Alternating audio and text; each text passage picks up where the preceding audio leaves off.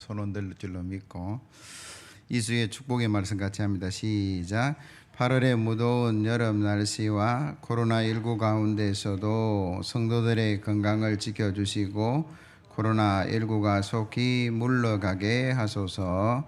아멘. 기도하고 이겨내고 속히 물러가는 역사가 일어날 줄로 믿습니다. 유아유치 아동부 여름성경학교 이번 토요일 주일 양일간 이루어지는데 식사를 제공하지 못해서 오후 2시죠? 3시? 2시. 예, 2시부터 시작하니까 이런 꼭 기도해 주시기를 부탁을 드리고요. 9월, 10월 큐티제 여러분 다음 주까지 신청하시면 좋겠고, 우리 김대웅 목사님 월요일부터 금요일까지 휴가 있습니다. 여러분들 기도해 주시고, 늘 차량으로 여러모로 수고하셨는데 한 주간 육신도 회복되고 또 영혼도 회복되는 그런 시간 되기를 여러분 기도해 주시기를 부탁을 드리고, 다음 주 2부 예외 후에 당에 있겠습니다. 환경위기 시계라는 것이 있어요. 여러분들이 다 시계를 차고 계실 건데 환경위기 시계라는 것이 있다, 그렇게 이야기합니다. 이 지구가 얼마만큼 존재할까? 우리의 시간도 정해져 있겠지만 지구상의 환경의 위기 속에 얼마나 시간이 있는가, 그걸 드러내는 시간인데 과학자들이 그런 이야기를 합니다. 0시부터 3시까지면 불안하지 않고, 저기 보니까 3시에서 6시는 조금 불안, 6시부터 9시는 꽤 불안, 9시에서 12시까지는 매우 불안인데 12시가 되면 지구는 아마도 멸망의 시간이 될 것이다. 현재 2020년 대한민국의 환경위기의 시간은 9시 47분 그렇게 이야기를 해요. 그때 대통령이 아마 탄소 제로 무슨 선언을 하면서 그 책상에 보면 시계가 하나 놓아져 있는데, 저 시계는 대통령이 뭔가 이렇게 발표하는 시간이 아니고 대한민국의 환경 위기의 시간을 드러내는, 그래서 9시 아마 47분으로 아마 맞춰져 있는다, 그런 이야기를 합니다. 성경의 말씀에도 지구 멸망에 관한, 종말에 관한 말씀을 합니다만 우리 환경의 어떤 상황 때문에 위기가 오고 지구 종말이 올 것이다, 과학자들도 그런 이야기를 하고 있어요. 조금 다른 이야기입니다만 결과적으로는 다 똑같은 이야기가 될 수 있겠다 그러는데, 이 환경의 위기가 왜 오느냐, 원인이 지구의 온도가 올라가서 그렇다라고 이야기를 해요. 온실화 그렇게 이야기하기도 하고 지구 온난화라고 이야기하는데, 그 지구 온난화의 주범은 어디로부터 나올까요? 우리로부터 나오죠. 우리가 산업 개발을 하고 공장을 세우고 물건을 만들고 그 과정 속에 이산화탄소부터 해서 메탄 가스들이 나오게 되고, 그것이 오존층을 파괴하게 되는, 그래서 태양열이 더 많이 오게 되고 지구가 온도가 올라가는데 균형이 깨어졌다, 그런 이야기를 합니다. 북극의 얼음이 녹고 있다, 이런 뉴스들은 여러분들이 많이 보았을 것이고, 그래서 엘니뇨 현상이니 여러 현상들을 우리가 십수년부터 들어왔는데 그게 현실적으로 잘 안 다가왔는데, 어제 9시 뉴스 보니까 터키 우리 선교사님 계신데 그곳에 어떤 곳에는 홍수가 났고 어떤 데는 산불이 나서 소방 헬기가 떨어져서 소련 사람하고 터키 사람이 많이 죽었다, 그런 이야기들을 하는데, 가장 최근에 그 일인데 가장 최근에 그 일이 터키만 일어나는 것이 아니라 미국도 마찬가지고 캐나다도 마찬가지고 호주도 마찬가지고, 저 소련 땅도 엄청난 땅들이 지금 불타서 없어지고 있다. 왜 이런 일이 일어나고 있는가? 다 환경에 대한 부분들이고 파괴에 대한 부분이고 그 결과에 대한 부분들이 드러난다라고 이야기를 하죠. 코로나19가 왜 왔느냐? 역시 환경 파괴의 결과물이다라고 이야기를 합니다.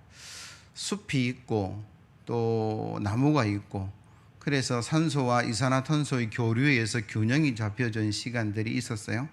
그래서 동물은 또 새들은, 짐승들은 자기 어떤 영역에서 잘 살았고 사람들도 잘 살았어요. 근데 사람이 계속 개발하고 만들어가고 파괴하고 그러면서 경계가 계속 무너지고 균형이 계속 무너진 결과가 인간에게 다시 돌아온다, 뭐 그런 이야기들을 하고 있다라는 거죠.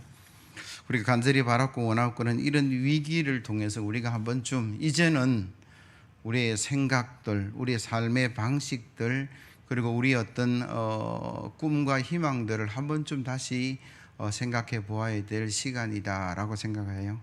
물론 뭐 늦었다라고 이야기하지만 아직 늦지 않았다라는 생각이 들어요.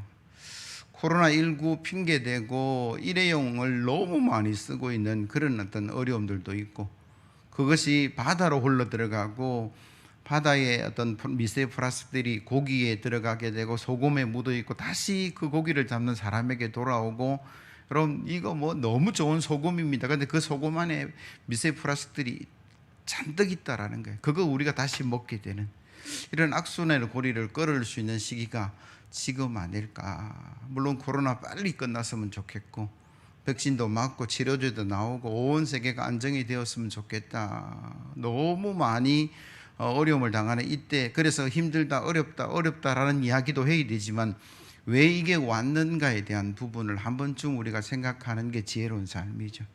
그래서 위기입니다. 위기가 맞지만은 이 위기가 우리의 절제와 우리 삶의 방식을 다시 새롭게 해서 우리뿐만 아니라 우리 자녀들에게, 오늘 중고등부 아이들 청년들 찬양하니까 얼마나 좋습니까? 저들도 우리와 똑같은 좋은 환경에서, 더 좋은 환경에서 그런 삶을 누려가야 되지 않을까. 제가 오늘 위기에 관한 이야기로 시작을 하냐 그러면 오늘 본문도 마찬가지예요.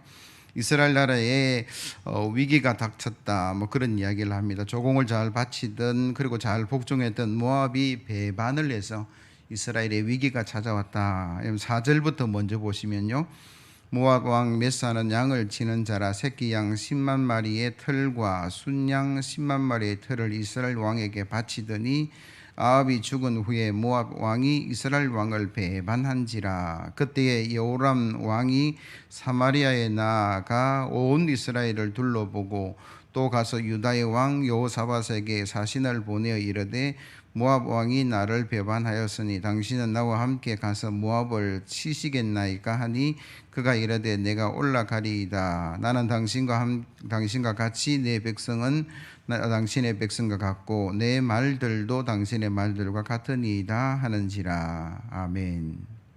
모압이라는 나라가 배신을 했습니다. 조공을 바치던, 엄청난 조공을 바쳤는데 더 이상 안 바치겠다라는 거예요.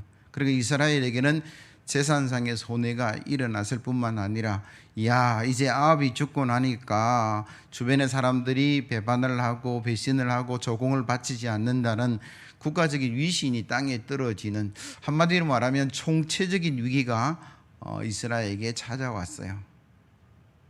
근데 왕은 화가 났어요.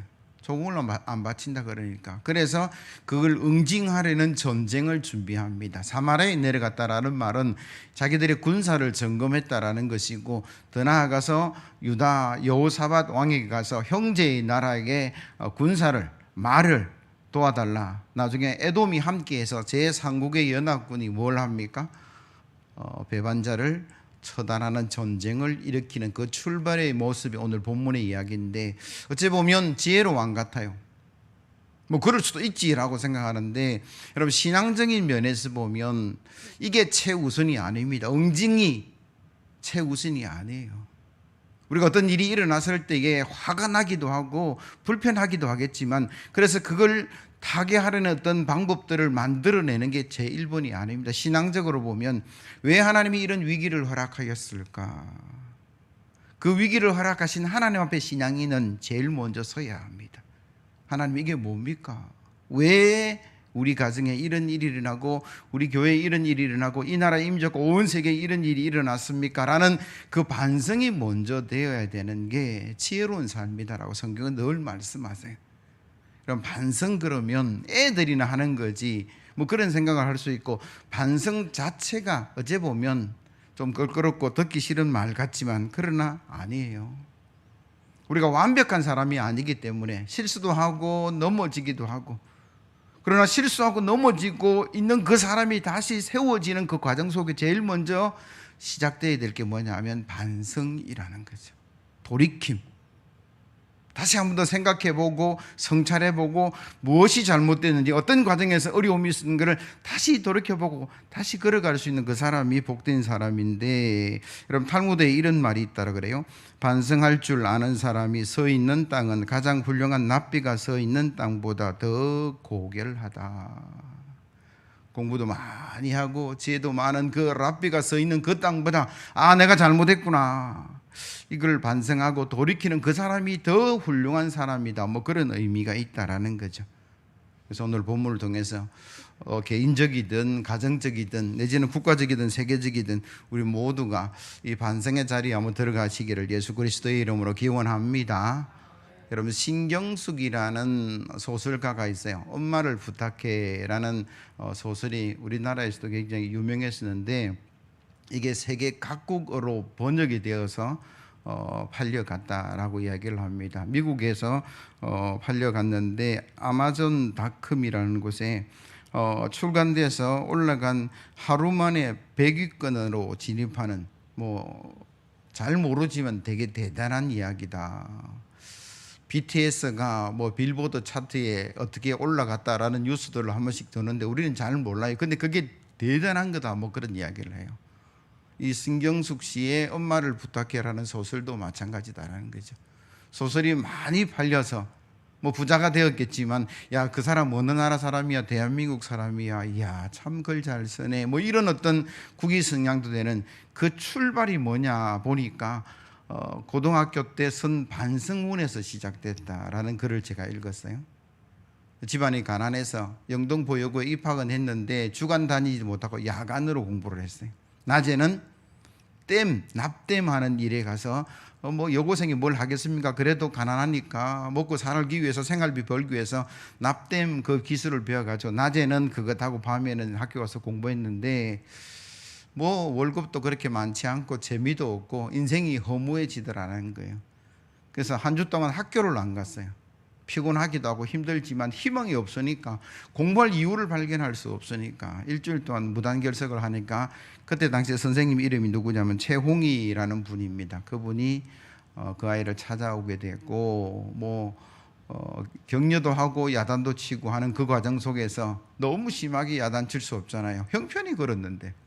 그래서 벌을 내린 게 뭐냐면, 너 하고 싶은 말이 너무 많은 것 같은데 반성문 써라라고 얘기했어요. 네 하고 싶은 이야기 다 한번 써봐라. 내가 읽어주고 이해해 줄게.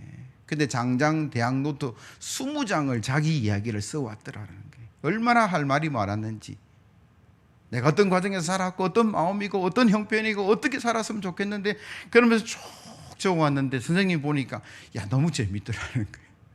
그래서 야, 너 소설 써라, 재주 있다. 그 선생님의 한마디에 그는 희망을 가졌어요. 내 삶의 이야기를 적었는데 그게 감동받는 사람도 있고 칭찬하는 사람도 있고, 야, 재주 있다라고 소설 써보라고 그 선생님이 조언하고 격려했는데, 그게 출발이라는 거예요. 그러면서 그가 뭐라고 이야기합니까? 선생님이 그때 시 쓰라 그랬으면 저는 시인이 되었을 겁니다. 선생님의 그 사랑 어린 조언과 그가 또 그에 대한 반성문을 성실하게 쓰는 것이 세계 유명한 소설가를 만드는 그런 자질을 발견하는 귀한 시간이었다라고 이야기를 해요. 예수 믿는 사람은 참 유리하다라는 생각을 합니다. 이 반성문에 대한 생각을 제가 하면서, 왜냐 그러면 우리가 와서 예배하는 게 어째 보면 반성문 쓰는 비슷한 느낌이 들잖아요. 일주일 동안 세상 살아가면서 때로는 하지 말아야 될 말도 했고, 때로는 거짓말도 했고, 때로는 살기 위해서 속이기도 했고, 그런 것들이 주님 앞에 딱 생각 엎드리면 다 주마등 같이 지나가니까 참 하나님 죄송합니다. 제가 진리를 따라 살아야 되는데, 말씀을 따라 살아야 되는데 세상 욕심을 따라 살았습니다. 그렇게 기도하고 회개하는데 뭐예요? 반성문 쓰는 거하고 비슷하잖아요. 그 사람이 다시 세워지는 거죠. 일주일 동안 세상에 살아가면서 때로는 흩어졌지만 하나님 앞에 나와서 뭐합니까? 반성하고 다시 세워지고 세상으로 나아가는 이 과정이 예배라면, 여러분, 예배의 자리로 반드시 나아갈 수 있어야 돼요. 일주일에 한 번 예배하는 사람은 일주일에 한 번 반성이 되고, 수요 예배 나오는 사람은 일주일에 2번 반성이 될 것이고, 어찌 보면 새벽기도 매일 하는 사람들은 매일 반성이 일어나겠죠. 탈무드의 말처럼 그 사람이 훌륭한 사람이 되고 그 사람이 훌륭한 인격자가 되고 그 사람이 하나님이 인정하시는 축복의 자리로 나아갈 수 있다, 그렇게 말씀하고 계시니 저와 여러분들이 이 늘 반성의 자리에 나아가서 새롭게 나아가시기를 예수 그리스도의 이름으로 기원합니다. 우리가 살아가면서 그런 반성과 회복의 기회가 많아져야 되는데 이게 나 자신만 되면 될까라는 생각을 해요. 부부가 살고 자녀가 함께 살아가는데 아버지만 늘 반성하고 어머니나 자식들은 반성하지 않는다. 어머니는 늘 하나님께 나아가서 기도하고 그 가정이 세워지기를 원하고 자식들을 위해서 기도하는데 자녀들은 전혀 반성하는 삶을 살지 않는다. 그러면 그 가정이 바로 세워질 수 없는데, 이게 개인도 그렇게 돼야 되지만 가정도, 그 가정의 자녀가 그 자녀의 자녀들이 자자손손 그런 어떤 하나님 앞에 말씀 앞에 서는 역사가 일어나야만이 그 가정은 행복한 가정인데, 오늘 본문 1절에서 3절 말씀을 한번 보세요. 유다의 여호사밧 왕 18째 해에 아합의 아들 여호람이 사마리아에서 이스라엘을 12해 동안 다스리니라. 그가 여호와 보시기에 악을 행하였으나 그의 부모와 같이 하지는 아니하였으니 이는 그가 그의 아버지가 만든 바알의 주상을 없이 하였음이라. 그러나 그가 느밧의 아들 여로보암이 이스라엘에게 범죄하게 한 그 죄를 따라 행하고 떠나지 아니하였더라. 여러분, 여로보암 왕이 되어서 뭔가 변화가 반성이 조금은 있었는데 아버지가 세웠던 그 아버지라는 아합 왕이 얼마나 악한 왕이었는가 성경에 보면 한번 제가 확인만 하고 넘어가겠는데, 열왕기상 16장 30절 이하의 말씀인데요. 오므리의 아들 아합이 그의 이전의 모든 사람보다 여호와 보시기에 악을 더욱 행하여 느밧의 아들 여로보암의 죄를 따라 행하는 길을 오히려 가볍게 여겨 시돈 사람의 왕 바알의 딸 이세벨을 아내로 삼고 가서 바알을 섬겨 예배하고 사마리아에 건축한 바알의 신전 앞에 바알을 위하여 제단을 쌓으며 또 아세라상을 만들었으니 그는 그 이전에 이스라엘 모든 왕보다 심히 이스라엘 하나님 여호와를 노하게 하였더라. 그러니까 여호람의 아버지 아합 왕은 타락을 해도 엄청나게 타락한 사람이었어요. 신앙적으로도 삶적으로도. 그래서 하나님께서 그를 경고하다 안 되니까 치셔서 전쟁에 나가서 죽게 되고 배반의 역사가 시작되는 그 본문 앞에 서 있는 거죠. 그러니까 이 여호람은 가만히 보니까 우리 아버지가 바알을 섬겨서 하나님께 저런 징계를 받고 형 아하시아도 2년 만에 왕에서 죽임을 당하는데 그게 다 그래서 바알을 다 없애버렸어요. 시작이 그거였어요. 근데 중간에 오늘 성경은 뭐라고 기록하고 있냐면 바알 없애는 것 외에는 그래도 다윗의 길로 가지 않고 축복의 길로 가지 않고 악한 길로 여로보암의 길로 여전히 가고 있더라라는 말씀을 하고 있다라는 거죠. 우리 자신이 하나님께 바로 서는 거 굉장히 중요합니다. 그러나 우리 자녀들이, 그 자녀의 자녀들이 대를 이어서 하나님 앞에 바로 서고 신앙으로 믿음으로 나아가는 그 가정이 진짜 복된 가정이죠. 왜 그럴까요? 우리는 살아서 자녀의 삶을 지켜볼 수 있습니다. 그 자녀의 삶도 지켜보죠. 가장 기본적으로는 3대를 우리가 바라보고 살아가요. 더 생명 긴 사람은 4대까지 보던데, 내가 신앙으로 바로 서 있는데 내 바로던 그 신앙이 자녀들에게 전수되지 못하고 복을 누리지 못하는 그 삶을, 우리의 신앙이 그걸 바라보고 있다면 얼마나 안타까울까. 그 자녀가 또 자녀를 출산해서 그 손주의 삶이 믿음의 삶이 아니고 또 세상의 삶을 살아서 하나님의 축복을 누리지 못하는 것을 우리가 바라보고 있다 그러면 그것 또한 가슴 아픈 일이기 때문에 최소한 3대 4대 우리가 살아서 바라보는 그 자녀들의 삶이 하나님 말씀 안에 쓰고 믿음 안에 쓰고 축복의 삶을 누려가는 게 내 자신뿐만 아니라 그들도 행복을 누려갈 수 있는 삶의 모습이다라는 이야기예요. 아합이 죄를 지었다. 그의 다음 왕 아하시아도 죄를 지었다. 오늘은 여호람이 왕이 되었는데, 그러면서 그 삶들의 모습을 우리가 바라보면 악한 것은 우리가 멈출 수 있어야 되고 선한 것은 새롭게 시작하는 그런 역사가 우리 가정에 일어나야만이 이 자자손손 복을 누리는 축복을 누려가게 된다라는 거예요. 내가 믿음이 있어서 내가 하나님의 복을 받았습니다. 그걸로 끝나면 되지 않는다라는 이야기예요. 내가 믿음에 바로 서고 하나님께 영광을 돌리고 축복을 누렸으면 그 믿음이 그 자녀에게 전달되어서 그들도 같은 복을 누리고 자자손손 복을 누리는 천대만대 복을 누리는 그런 성도 되기를 예수 그리스도의 이름으로 기원합니다. 그러기 위해서 우리는요, 믿음의 유산을 물려줄 수 있어야 돼요. 미국의 가장 훌륭한 대통령이 링컨이라고 다들 이야기하는데, 그 링컨이라는 분은 어머니의 신앙을 따라서 갔던 사람이다라고 이야기합니다. 어머니가 늘 기도하는 사람이었고 자녀에게 늘 부탁하기를 야, 믿음으로 살아야 된다. 그러면서 어릴 때부터 성경을 읽어줘 하나님 말씀 가까이 하기를 늘 부탁을 했어요. 그런데 그 어머니는 오래 살지 못했습니다. 돌아가시면서 유언을 이렇게 남겼어요. 평생 정직하고 바르게 살아야 한다. 비록 너에게 재산은 한 푼도 물려주지 못하지만 더 큰 신념과 신앙을 물려주었기에 엄마는 기쁘게 눈을 감을 수 있단다. 그 어머니의 유언을 링컨이 가슴에 간직을 했다라는 거예요. 하루아침에 대통령이 된 게 아닙니다. 실패도 있었고 어려움도 있었고 얼마나 많은 대적들이 있었는데도 불구하고 결국 그는 가장 훌륭한 대통령으로 세워지고 많은 일들을 하면서 그가 대통령이 되었을 때 그 모든 공을 어머니 때문입니다라고 이야기를 했어요.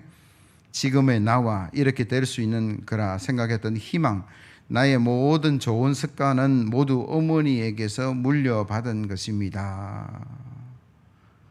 어머니의 기도와 어머니의 그 말씀과 어머니의 그 충고, 그 선한 것이 그에게 있었기에 그는 일평생 고난도 있고 어려움도 있고 수많은 대적도 있었지만 훌륭한 자리로 나아갈 수 있었다. 뭐 그런 이야기를 해요. 오늘 예배하는 사랑하는 성도 여러분, 여러분 가진 것 중에 가능만 하다면 자녀에게 많이 물려주십시오.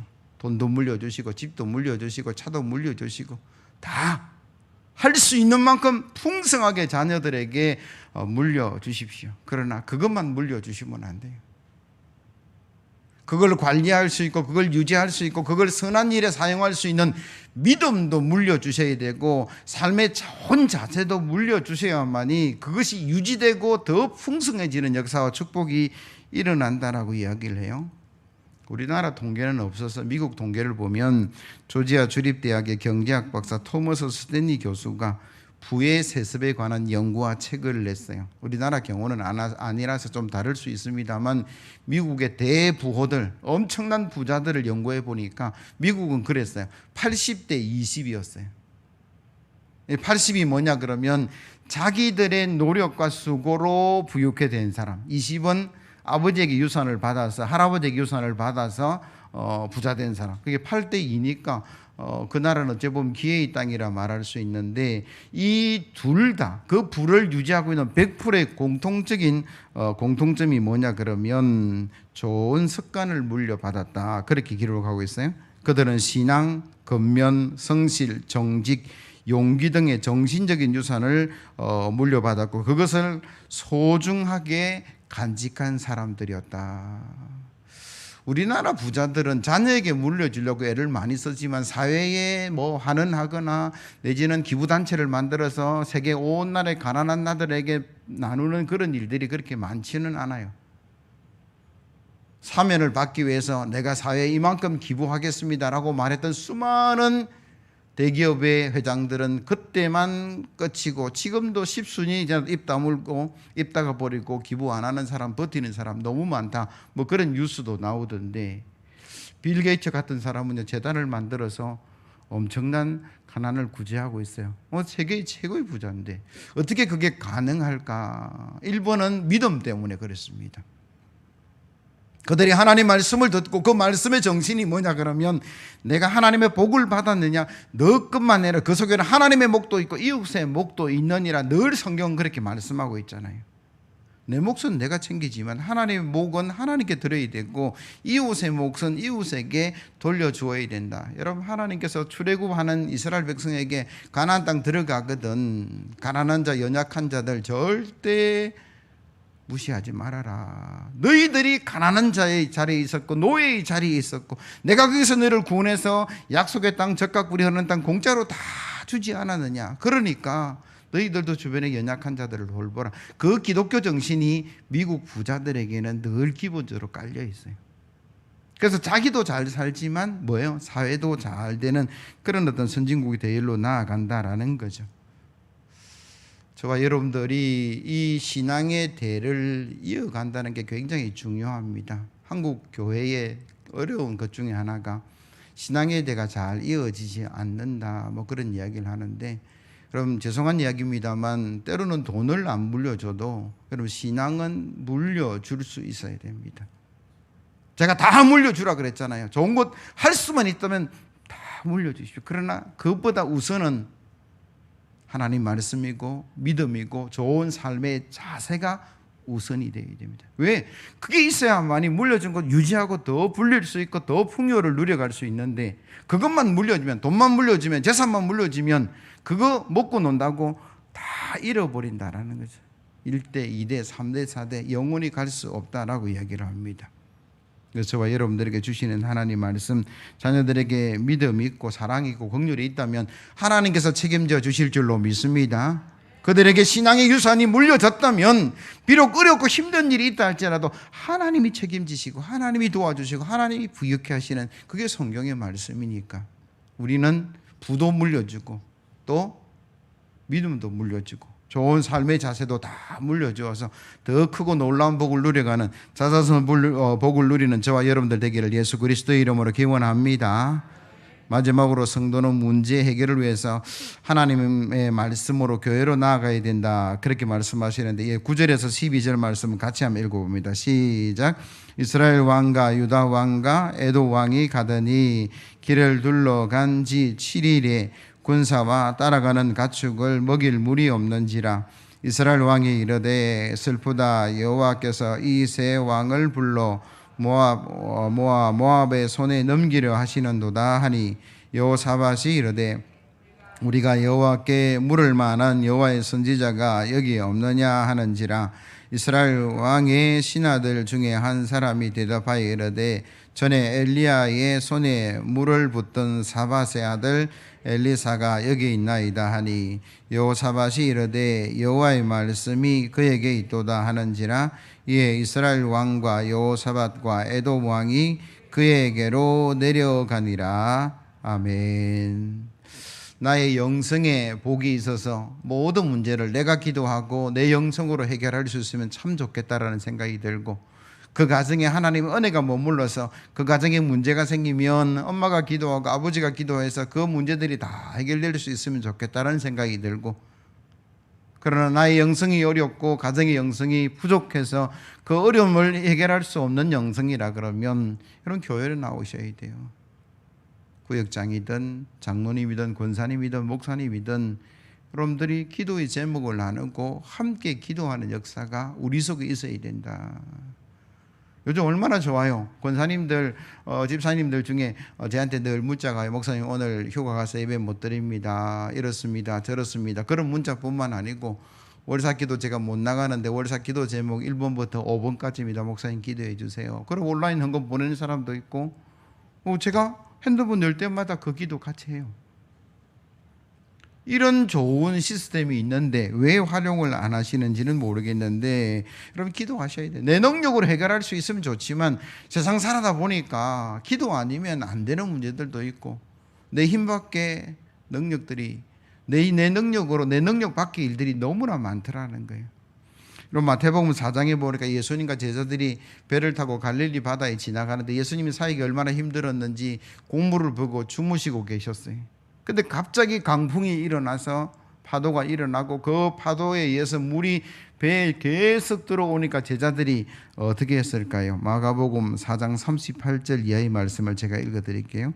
예수께서는 고물에서 베개를 베고 주무시더니 제자들이 깨우며 이르되 선생님이여 우리가 죽게 된 것을 돌아보지 아니하시나이까 하니, 예수께서 깨어 바람을 꾸짖으시며 바다들어 이르시되 잠잠하라 고요하라 하시니 바람이 그치고 아주 잔잔하여졌더라. 이에 제자들이 이르되 어찌하여 이렇게 무서워하느냐, 너희가 어찌 믿음이 없느냐 하시니, 그들이 심히 두려워하여 서로 말하되 그가 누구이기에 바람과 바다도 순종하는가 하였더라.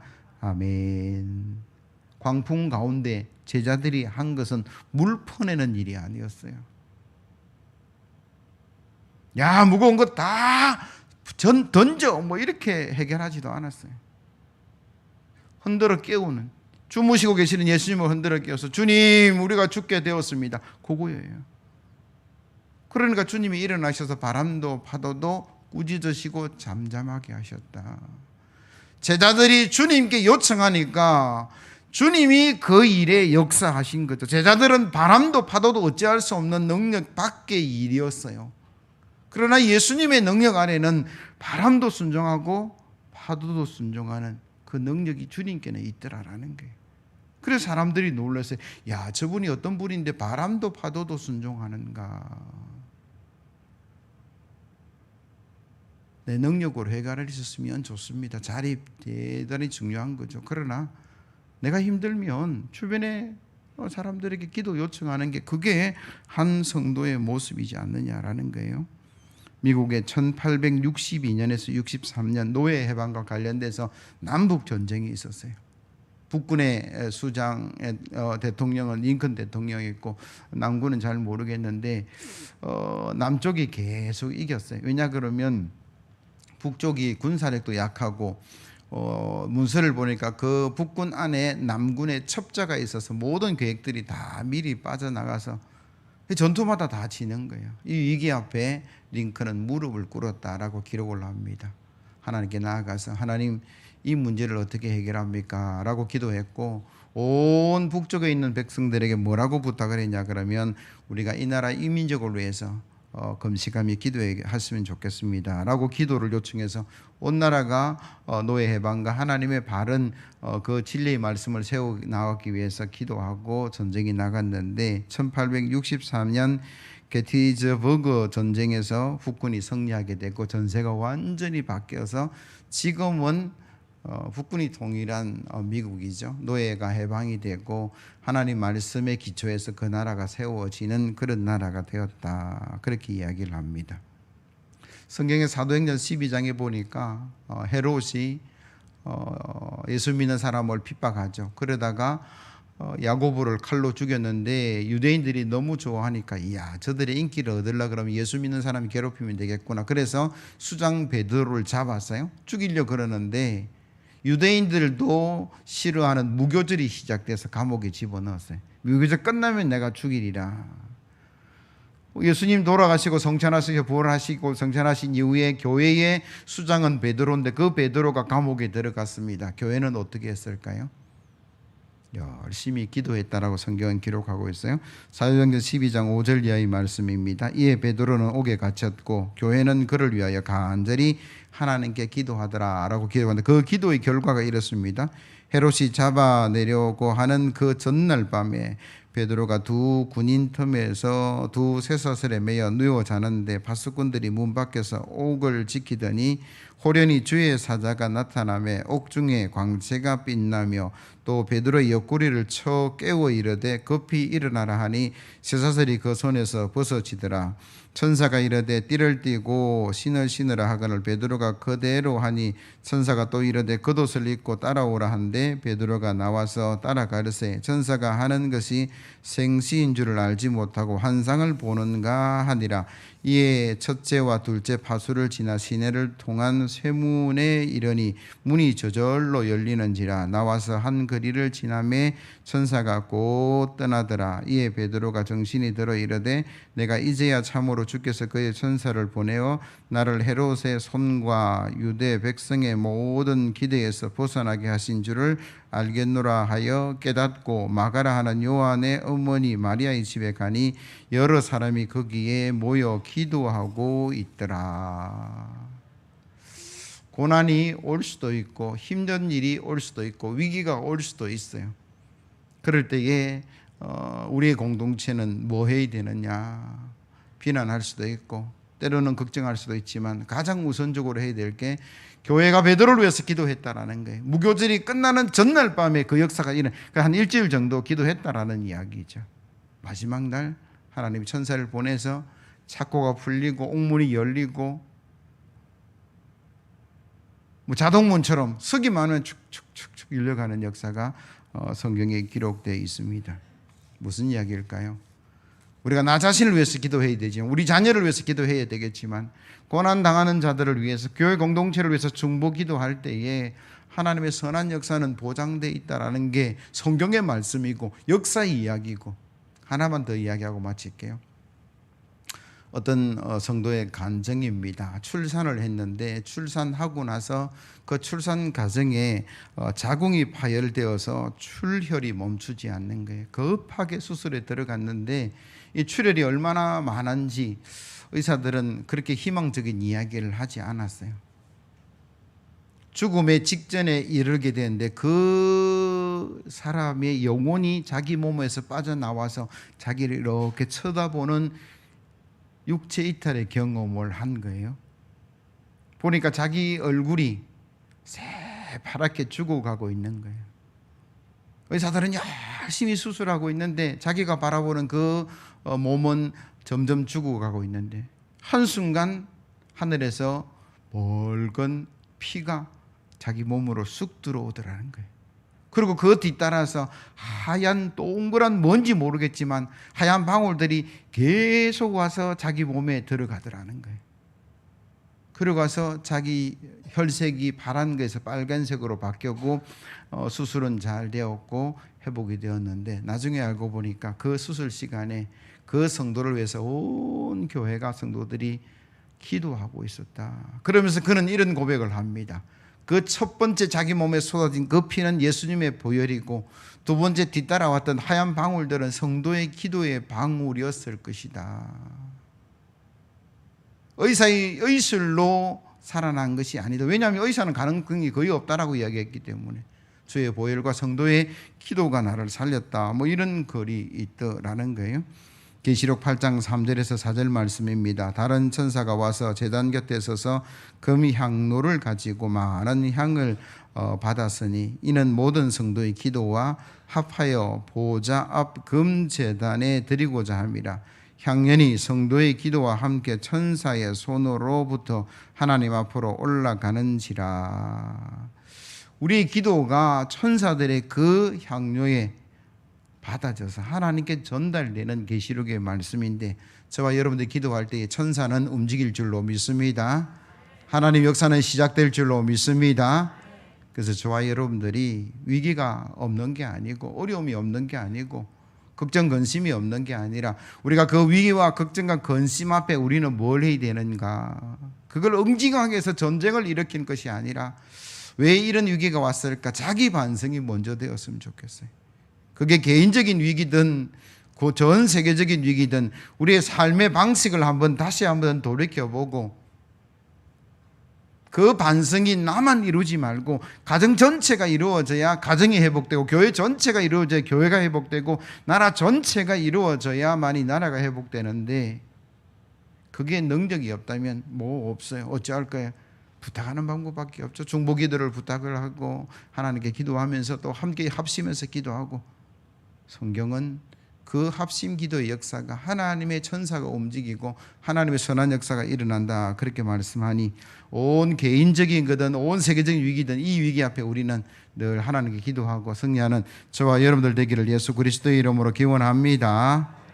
543장입니다.